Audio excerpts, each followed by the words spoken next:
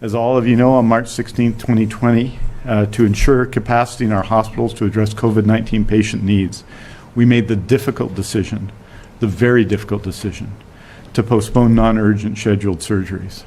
Our commitment to those whose surgery was postponed was that they would not be forgotten, and they have not been. I've asked Michael Marchbank to provide his guidance on surgical renewal, and on May 7th, Premier Horgan announced our commitment to surgical renewal in BC. On the same day, we began calling patients to see if they were ready to reschedule their surgery. We resumed non-urgent scheduled surgeries on May 18th and have been providing weekly updates on our progress at our Thursday COVID-19 briefings. Last week, we provided our 11th weekly update. In an undertaking of this size, and with the resurgence in COVID-19 or a potential second wave being legitimate concerns, setting target timelines and achieving them is essential. We said that we would provide written monthly reports on progress starting this month, and today is our first monthly report. The progress report covers the period from May 18th to June 25th and examines our progress in completing postponed surgeries and in meeting ongoing demand for the surgeries patient needs. We have key targets in our surgical renewal commitment. We said that we'd start calling patients May 7th to reschedule their surgeries. 62,744 patients have now been contacted about their surgery. We said we would start surgical services on May 18th and would increase over 4 weeks to near normal pre-COVID levels. On June 25th, we achieved 97% of operating hours for the same period in 2019. Given where we were starting from, an extraordinary achievement.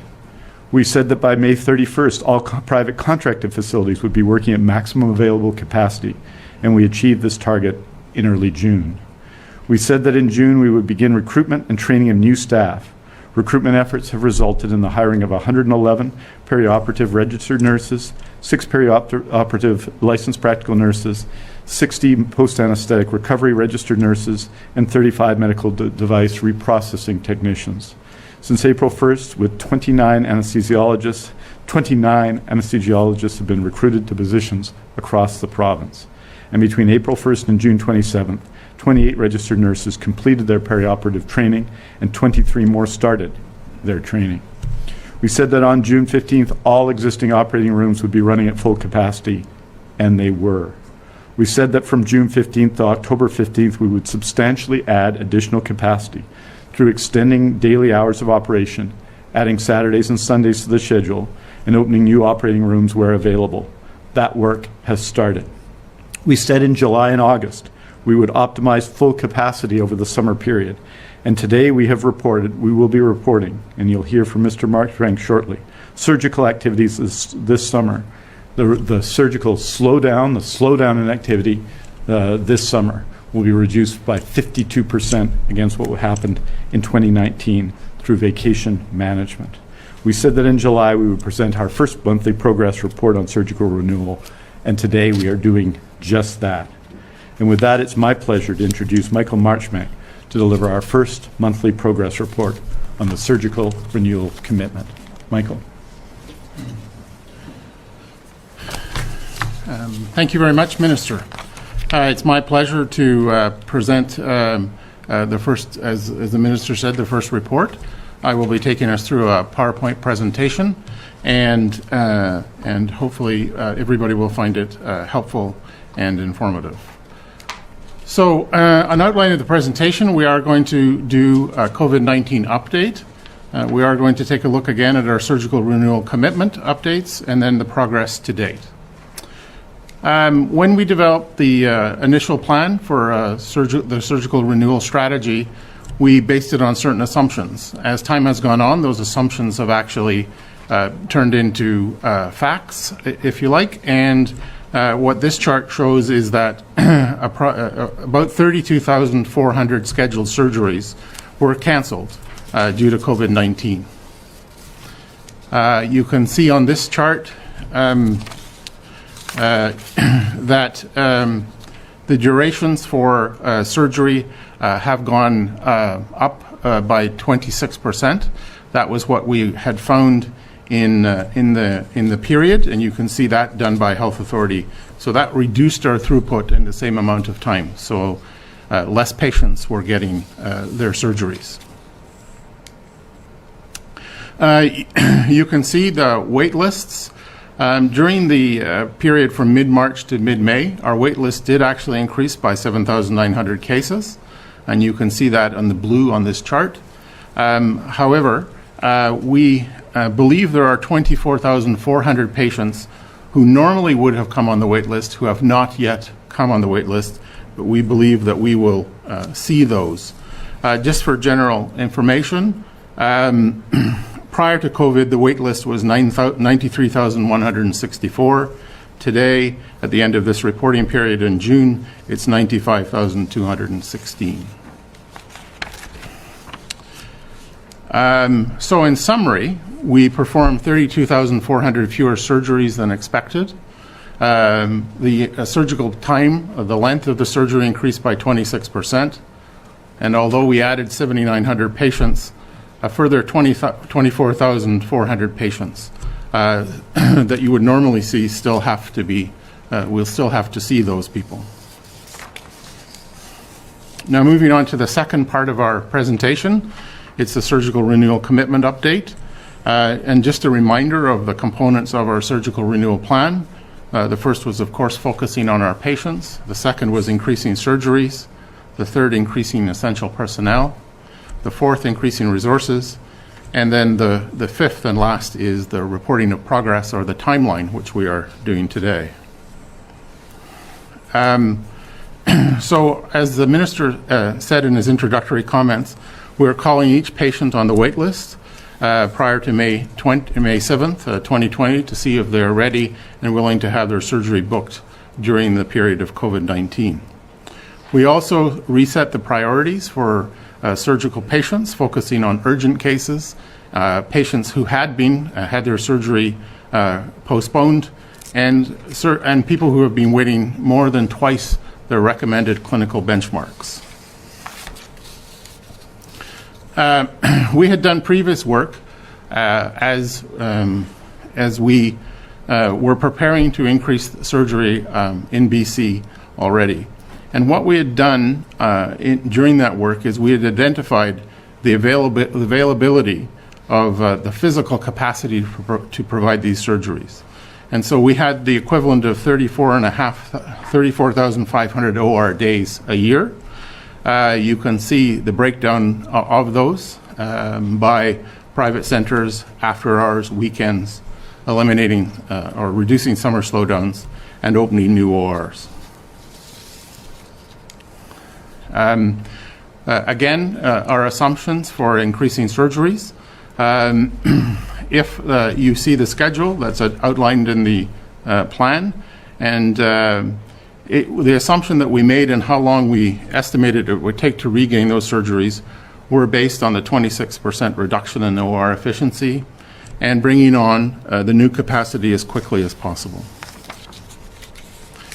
So you can see on this chart that it crosses over, if you like. So we catch up at about 15 months. So in our initial plan, it was 17 to 24 months. This chart shows 15 months, and the reason for that is that we made the assumption on a 30% reduction in or an increase in surgical time versus the 26%. So that accounts for the difference. On the next slide, you can see the amount of time we said that we would take, the 17 to 24 months. The model also suggests that we would increase the capacity by 17,700 OR days in 2021, which is about a 24% increase, and increasing that to next year to 33,400, which is a 45% increase. As I said earlier, this was in the early planning stages already as part of the government's commitment to increasing surgical services. So what we also looked at is assumptions about efficiency. If there is a second wave of COVID, which reduces non-urgent scheduled surgeries for 6 months by 10%, the timeline to recapture those patients would extend by 3 months. And if we were to eliminate Sundays and see no efficiency gains, we would never catch up. So you can see there are a lot of variables that actually affect how long it takes for us to recapture those patients that have been canceled and postponed. In terms of the efficiencies, improving the efficiencies, and you'll see later on in the presentations that we have made significant improvements on that. It has gone down from 26% down to 6%, really is giving us an insurance policy. It actually allows us to prepare for the impacts of a potential second wave and enabling us to address those 24,400 surgeries that weren't in the original model because we were unsure when they were actually going to come onto the wait list. So this increase in efficiency, if you like, and it's a tribute to all the employees and the rules that have been put in place around the safety of staff and patients, has allowed us to gain this insurance policy, which will be, I think, invaluable going forward.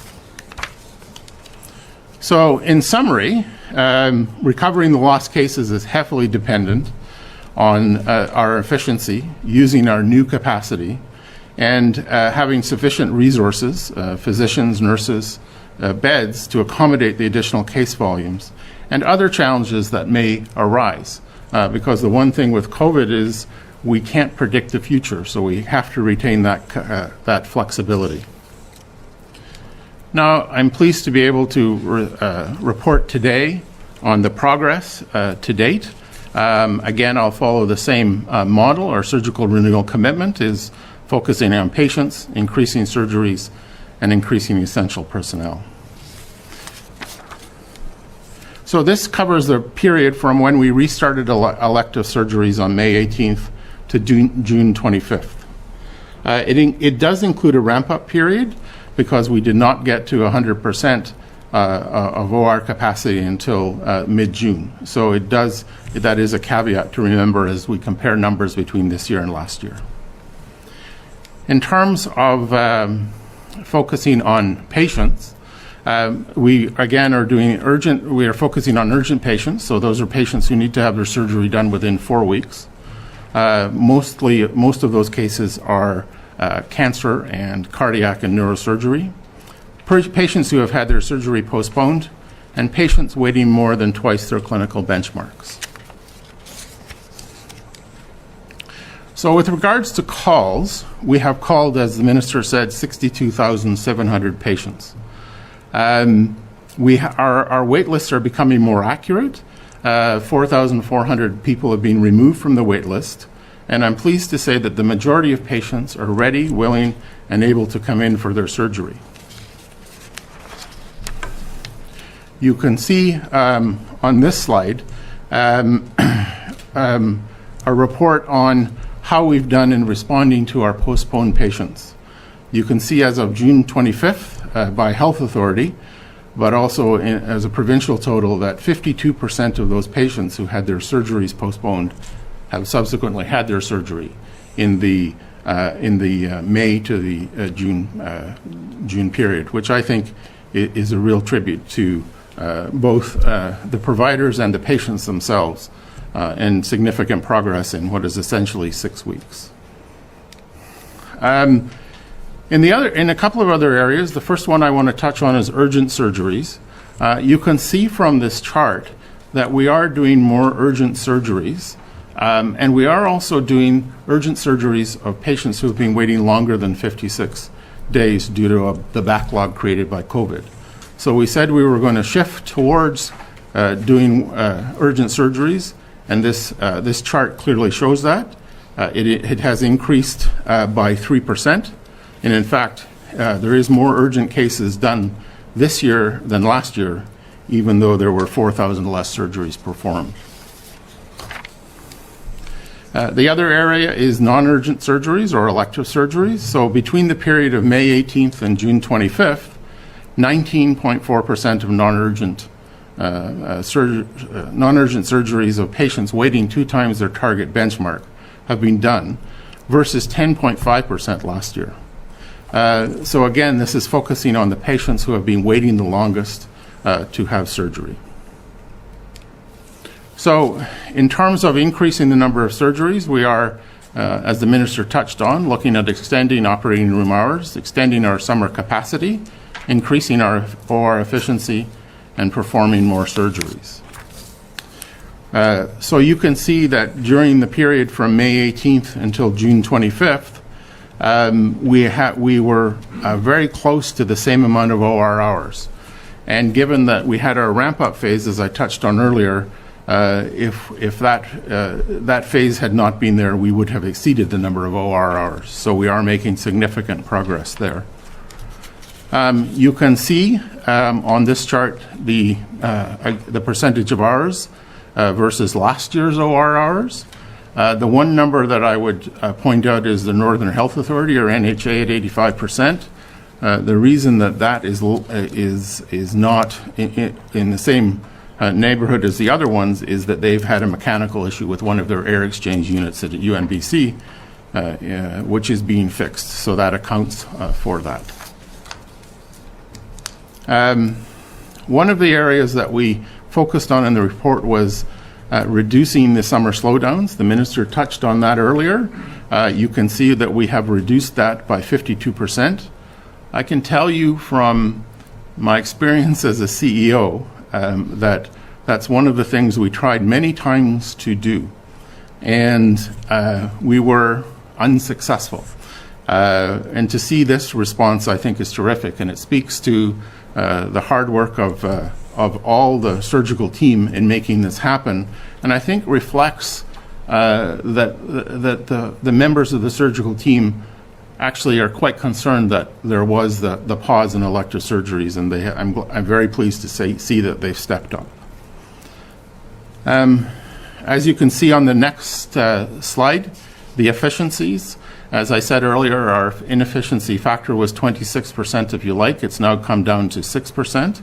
So in essence, surgeries are lasting 6% longer than normal when compared to last year. Obviously, that means less cases get done. So I think that's, and it varies from health authority to health authority. And so that, as I spoke about earlier, gives us that insurance policy that I think is so important for us. So the volumes of cases completed, again in the time frame, is 91% of last year's volumes.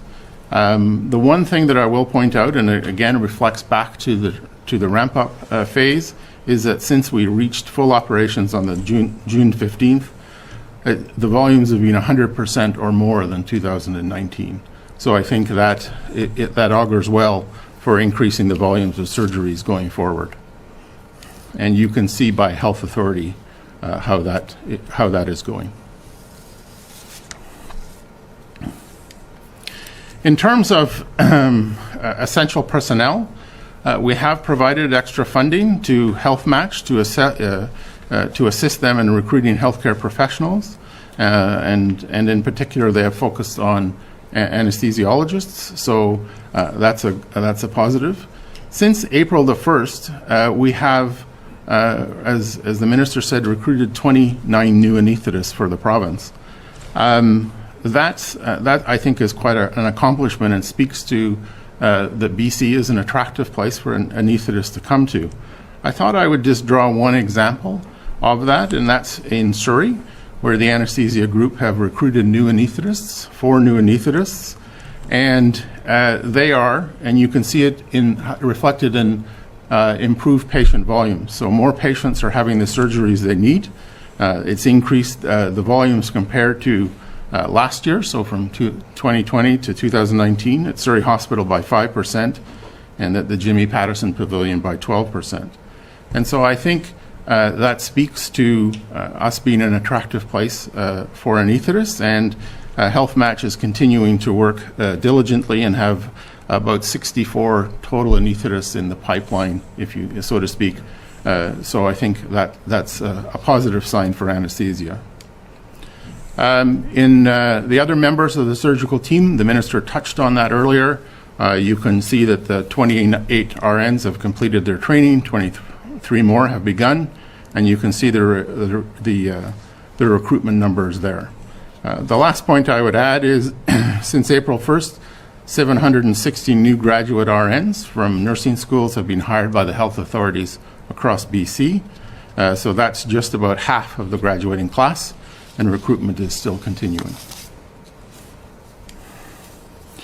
So in summary, 62,000 patients have been called.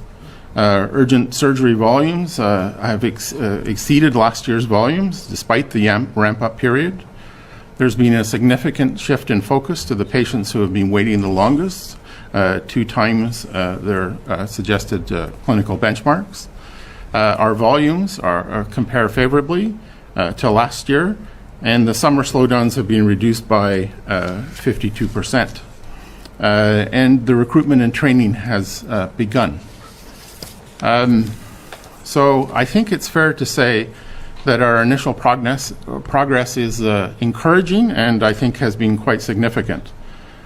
However, I don't want to say that everything is going to be perfect, because I don't think it is. There's a lot of hard work ahead of us. There's going to be setbacks and challenges that are going to test us. We have to address these issues to fulfill the surgical renewal commitment. We have to make sure there are sufficient staff. We have to make sure there are efficiencies in the system and how we manage the patients on the wait list. We have to implement new schedules and support extended days and weekends, which is new for the system and will require a lot of effort. But I sincerely hope that we're able to meet this commitment, and I know everybody in the system wants to do what is right for our patients, and that's to significantly increase the number of surgeries that we are able to perform, get back the wait list, and begin the process of bringing our wait lists down to where they should be. So with that, I will conclude and say thank you very much.